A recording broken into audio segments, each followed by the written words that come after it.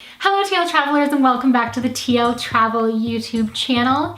It is February already, which is exhausting to me. But aside from exhausting, February is the month of Valentine's Day. And I imagine all of the Valentine's Day videos, if they have not already started on YouTube, will be starting any day now, so I am going to hop on board that bandwagon. I'm going to be doing a storytime video today about how I met my husband, Derek. For those of you who are new here and aren't familiar with Derek, Derek is my husband, my travel partner. Some might say my Instagram husband. He helps me with my videos. He is absolutely amazing, and we met in the Philippines. Ever since Derek sort of started appearing more and more in my videos, people have asked, if we're married, how we met, where we met, all those kind of things, and I usually respond just with like, oh yeah, we're married, we met in the Philippines, and kind of leave it at that because there is a bit of a long story behind it and it's a little bit too long to type as a comment response every time someone asks. So I just figured now was the time to get it all out there and let you guys know how we met. It's a pretty interesting story, I like to think. So stick around and we will, let's just get started, shall we?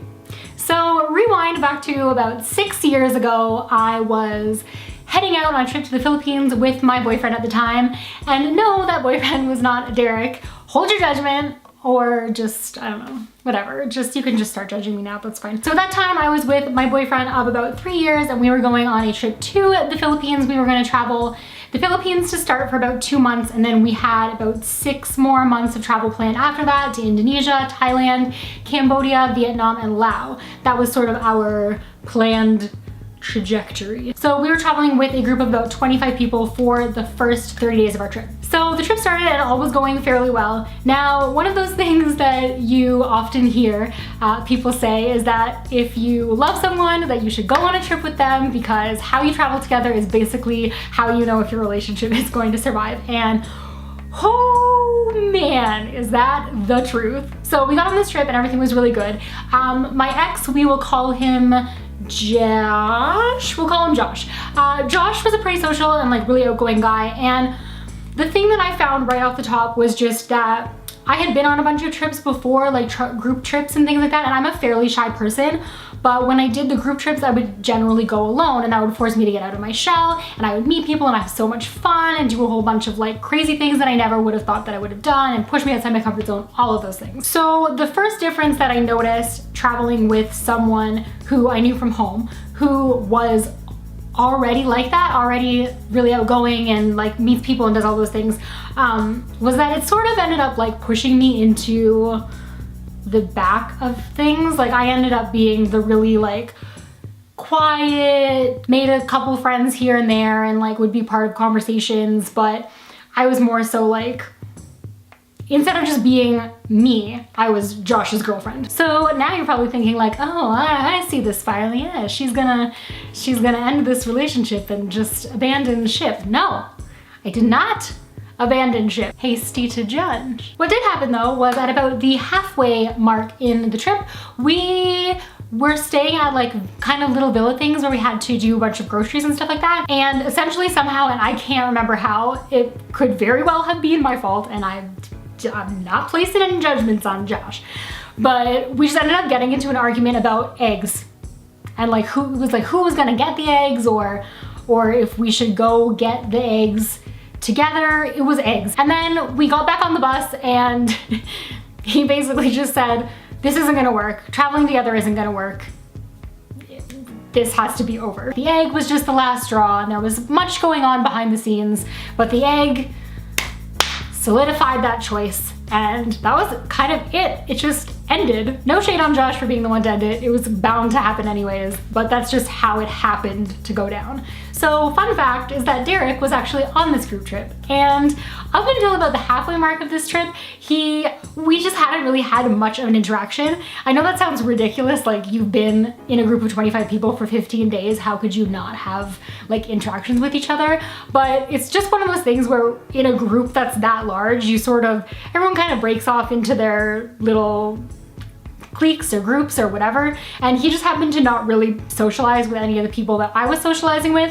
He's very quiet, he sort of had his own thing going on, and I was sort of like in this whole in a relationship, trying to fix my relationship, trying to be a good girlfriend, weird, like in my own head thing. Way too much to notice what was going on around me. So yeah, I was being super self-centered on that trip.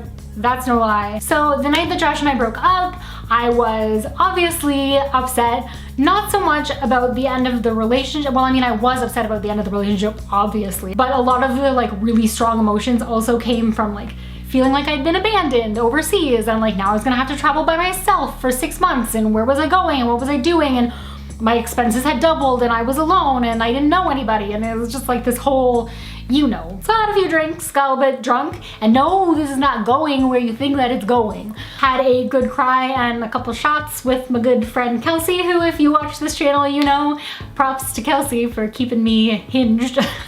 Kind of regretting telling this story time already. So, but that was sort of like the first night that I hung out with Derek, and like we had a conversation, we chatted, whatever, and we realized as far as friends go, like that's a friendship that could definitely happen. So fast forward another couple weeks and we were still just like friends. We were in the same sort of like grouping, I guess, now that I hadn't been a part of before.